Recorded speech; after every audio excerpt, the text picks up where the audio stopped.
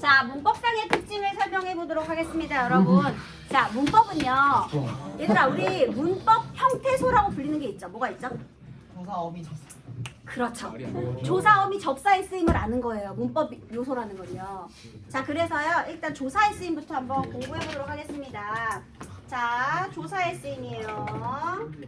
조사. 첫 번째, 어떤 조사가 있느냐? 주격조사의 쓰임.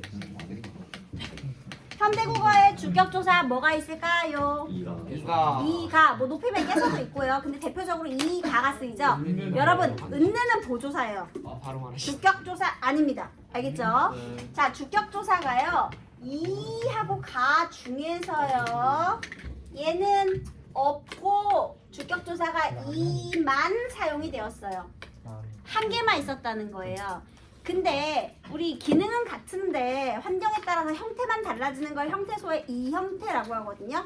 근데 얘가 의문환경에 따라 여러 가지 다른 형태로 사용이 됩니다. 먼저 자음 뒤에서는 동그라미 이. 자, 이를 제외한 이 제외한 모음인데요. 그냥 모음이라고 쓸게요, 여러분. 이 제외한 모음이에요. 이 뺀 모음. 모음 뒤에서는 그냥 이.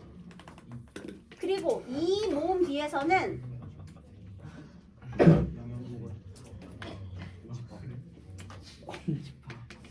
생략 안 썼다는 거야. 이렇게 세 가지 형태로 사용이 될 거예요. 선생님 예를 들어줄게요. 얘들아, 아까 전에 말씀에다가 우리 어떻게 썼죠? 이를 썼죠. 얘는 주격조사의 쓰임이 현대국어와 같다 다르다? 같다. 우리 현대국어도 이 가 중에서요. 자, 자음 뒤에서는 현대 이를 써주죠. 다만 이는 어떤 모음이든 간에 걔는 가를 써주잖아요. 현대국어에. 그쵸? 근데 얘는 현대국어와 쓰임이 같은 이예요. 그런데 다만 표기는 현대와 다르네요. 중세 때에는 얘를 어떻게 표기해줘야 될까요? 표기. 이어적기 표기를 해준 거죠, 여러분. 됐어요? 선생님, 네. 주격조사 뒤 옆에 이가 있잖아요. 네. 이 동그라미 친 이만 있고 간 없었다. 그러니까 그 중세 때 얘기하는 거죠? 네, 맞아요. 그런데 현대국어에는 어때요? 이도 있고 가도 있죠. 이렇게. 자, 그 다음에요. 모음 뒤에서는 어떻게 됐느냐. 여러분. 잘생기신 부처. 저 잘생겼어요. 부처 했어? 미안합니다. 자, 여기 부처 뒤에요. 예. 여러분, 여는 무엇과 무엇이 합쳐진 단어일까요? 여요? 여는 여. 이와 어죠. 이와 어. 얘들아, 그럼 얘는 어떤 모음으로 끝난 단어야? 음성. 어로 끝났잖아. 음성. 이가 아니라 어로 끝난 모음이라고요. 그죠? 자, 이 아닌 모음인 어 뒤에서는 그냥 이를 쓸 거거든요. 그래서 얘를 어떻게 적어주느냐. 부디어. 그냥 이렇게 적어주는 거예요. 부티요. 됐어요, 여러분? 옛날에는 이게 왜 가능했느냐. 하향식 이중모음이 있었기 때문에 가능한 거예요. 근데 얘들아, 이거 현대국어로 쓰면 어떻게 써야 돼? 그쵸? 가. 얘는 현대의 가와 똑같은 거예요. 자, 그 다음에 얘들아, 현대국어의 위는 단모음이지만 중세 때는 이게 어떻게 발음했다고요? 자, 무엇으로 끝난 모음이죠? 이로 끝났네. 그래서 이로 끝났기 때문에 여기는 어떻게 해요? 생략. 안 썼다는 거죠. 그냥 분리. 네, 그러면 얘를 헷갈리면 이렇게 해볼까요? 현대국어로 쓰면 얘는 이죠. 얘는 부처 가. 얘는 뭐가 돼? 뿌리 가. 이렇게 되는 거예요. 중세 때는 이게 왜 가능하냐면요. 말씀이 이 발음 있죠. 부처이 이 발음 있죠. 불이 이 발음 있죠. 그러니까 이로 끝나는 게 다 주격조사가 되는 거예요. 됐죠? 됐죠? 예. 그래서 여러분 이거 있잖아요. 가끔 학교 시험 내신 문제에서 뭐가 문제가 되냐면 결국은 형태는 몇 개야? 3개. 2개지. 쟤는 생략이니까. 아 예. 근데 사용되는 음운 환경은 몇 개죠? 세 세 가지 환경이에요. 그래서 뭐 세 종류로 다르게 활용되었다 뭐 이렇게 나오면 이제 그냥 맞는 걸로 하세요, 여러분. 알겠죠? 세 종류로 다르게 사용되었다 이렇게 그냥 맞게 하세요. 물론 명확히 말하면 형태 이 주격조사의 이 형태는 두 개예요. 하나는 생략이니까. 그잖아요. 엄밀히 말하면. 근데 그냥 학교에서 세 종류로 사용되었다 해도 맞게 하시라고요. 알겠죠? 네. 학교에서 가끔 그냥 그렇게 내니까. 자, 그다음 선택지 비교는 필수고요. 자, 이번에는 주격조사 말고요. 관형격 조사에 대해서 알아볼 거예요. 자, 관형격 조사. 현대국어의 관형격 조사는 뭐만 사용되게 해요? 현대국어의 관형격 조사. 의 하나 있거든요. 근데 현대국어보다 종류가 다양했대요. 얘들아, 조사는 앞에 어떤 단어와 결합하죠?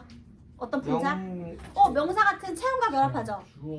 체온의 결합을 해요. 조사는요. 그런데 중세국어의 관형격 조사는요. 앞에 오는 선행, 체온의 관계대명사. 성격에 따라서요. 다양하게 사용이 됩니다. 선행 체온이라는 거 앞에 오는 체온. 이 조사 앞에 오는 체온의 성격에 따라서요. 옛날에는 이 체온을 무정명사와 유정명사로 구분을 했거든요. 유정명사 그리고 무정명사. 동물 또는 사람은 유정명사고요. 사물이나 식물은 무정명사가 되겠습니다. 자, 그래서 보통 이제 유정명사와 무정명사로 나눠주고요. 여러분 그거 아세요? 관형격 조사가 약간 소유격의 의미가 있는 거 아시죠? 누구누구의 그러면 소유의 의미가 보통 사용이 되잖아요. 그러면 관형격 조사가 쓰이는 환경이 유정이 많겠니? 무정이 많겠니? 유정이 많겠죠. 사람인 경우가 많겠죠. 그 다음에 이 유정 명사는요. 또 보통의 유정 명사와 높임의 유정 명사를 또 나눠줘요. 보통의 유정 명사, 높임의 유정 명사 어떤 종류가 가장 많을까요? 보통. 그치? 너무 많아. 보통의 유정명사가 가장 많아요. 그래서요. 가장 흔히 사용되는 보통의 유정명사는 또 이 선행하는 체언의 모음이 양성이냐 음성이냐에 따라서 아의와 의의 형태로 나눠줍니다. 제일 많이 쓰니까. 그리고 높임의 유정명사와 그냥 무정명사는 이렇게 적어줄 거예요. 그리고 일부 명사 뒤에서는요. 이렇게 그냥 이를 써주기도 합니다. 자, 볼게요. 일단 여기서 여러분 아들 있죠? 아들. 옛날에 이게 아들이거든요. 아들. 자, 현대국어에 아들. 이거 여기 뒤에는 안 써도 돼, 얘들아. 들어만 봐봐. 이 뒤에는 안 써도 되고 이해만 하면 돼요. 자, 현대국어가 기준이에요. 아들 의를 쓰고 싶어요. 얘들아, 일단 사람이에요. 그러면 유정명사입니까? 무정명사입니까? 유정. 맞아요. 얘 보통이요, 높여야 돼요. 보통이요. 보통이어야 돼요. 그런데 양성 모음을 가지고 있네? 그러면 아의와 의 중에서 뭘 적어야 되죠? 아이. 아이. 자, 그런데 옛날에는 끊어 적어, 이어 적어? 이거 저거. 그러면 얘 이어 적어 볼까요? 아들. 아다리. 아들. 뒤에서 발음이 그냥 생생하게 들리네. 나가라 하와이. 갑자기 하와이 왜 나왔나요? 비슷하게. 아다라. 얘들아, 이해됐어요? 네. 자, 그 다음에 거북이는 유정명사일까요? 무정명사일까요? 거북이. 거북이. 저거 이상해. 식물도 생명체인데. 자, 거북이에요, 거북이. 거북이는 유정명사입니다. 자, 그런데 여러분, 거북이는 지금 어와 우를 쓰고 있네. 음성이니까 뭘 써줘야 될까? 자, 이어 적어보겠습니다. 거북의. 얘가 현대국어가 나올 거예요. 거북의. 이렇게. 그러니까 얘들아 잘 봐. 네. 양성 뒤에서는 이거 점이잖아요. 양성의 형태. 음성 뒤에서는 음성의 형태 아의와 의를 모음 조화에 따라 구분하여 사용하였다라는 거죠. 얘들아 이거 현대국어와 마찬가지로 해요. 달리해요. 달리 모음 조화를 모음 조화. 적용하였다 이렇게 되는 거죠. 달리. 자, 그 다음에 높임 한번 볼까요? 얘들아 높임. 아, 선생님 부처 좋아하네요. 부처 또 해보겠습니다. 부캐 이게 부처거든요. 부캐 써주세요. 부처님은 높여야지. 애들이 가끔 얘기합니다. 선생님 인간 아니고 얘는 유정명사 아닌 거 아니에요 인간이 했는데. 아니라 네, 유정명사예요. 열반에 올랐어. 부처 이거는 부처의 되겠습니다. 부처의. 자, 그 다음에 무정명사. 자, 나라의 하면 어떻게 돼요? 나라. 그래서 이 나라는 나라의 되겠습니다. 나라의 됐죠? 저희 나이 여이 자, 만약에 저의 이렇게 써 있어요. 그러면 얘는 저에다가 그냥 이 붙인 거죠. 이때 이는 무엇으로 가야 돼? 관여격 조사. 주격 조사가 아니고요. 선생님 이거 주격 조사 그냥인지 관여격 조사의인지 어떻게 알아보나요? 기준은 어디에 있다? 현대어 해석에 있다. 와우. 느낌으로 풀지 마시고요. 아직 안 돼. 조금만 기다려봐. 조금만 기다려. 거의 다 됐어. 현대어 해석에 있다, 얘들아. 조금만 기다려. 거의 다 됐어. 자, 현대어 해석에 있어요. 현대어 해석.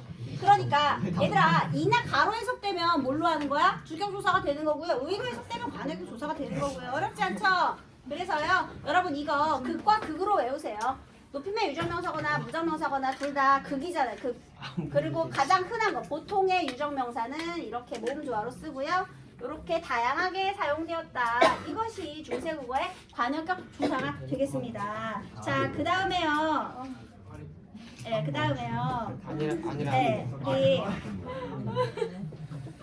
지금 다 중세 자, 중세에는요. 중세랑 현대랑 우리 한번 이제 얘들아 그리고 목적격 조사. 목적격 조사. 아니야 할 수 있어요. 얘들아 현대국어의 목적격 조사 뭐가 있어요? 을을 있죠. 근데 중세 때에는요. 알과 을, 랄과 을. 목적격 조사 종류가 몇 개야? 4개 4개. 근데 현대국어에는 2개 현대보다 더 많은 수의 목적격 조사가 있었어요. 자, 무엇을 구분해서 쓴 거예요? 모음 조화 그렇지, 모음 조화. 자, 그러면요, 현대국어는요, 선행하는 체언이 자음으로 끝났느냐, 모음으로 끝났느냐에 따라서 구분해 쓰죠. 네. 근데 옛날에는 자음, 모음의 유, 무와 함께 양성, 음성, 모음까지도 고려해서 썼다는 거예요. 자, 그러면 만약에 문제가요, 주격 조사와 목적격 조사가 같이 나왔는데 이렇게 물어보면 어떨까? 현대 국어와는 뭐 달리 또는 마찬가지로 중세 때에는 주격 조사와 목적격 조사를 선행하는 체언의 양성, 음성, 유무에 따라 다르게 활용하였다. 맞아요, 틀려요? 틀려요 자, 그럼 더 쉽게 주격 조사는 모음 조화를 지켜 사용하였다. 맞아요, 틀려요? 틀려요 얘들아, 이는 무슨 모음이라 그랬지? 중성 모음. 네. 모음 조화는 주격 조사와 관련이 없습니다. 얘만 조심하세요. 알겠지? 얘는 여기에 모음 조화 있고 여기에 모음 조화 있잖아요. 그치? 근데 주격 조사만큼은 모음 조화 없어요. 인간은 바로 서야죠, 여러분. 주체는 바로 서야지. 어디 흔들리지 말고, 그지?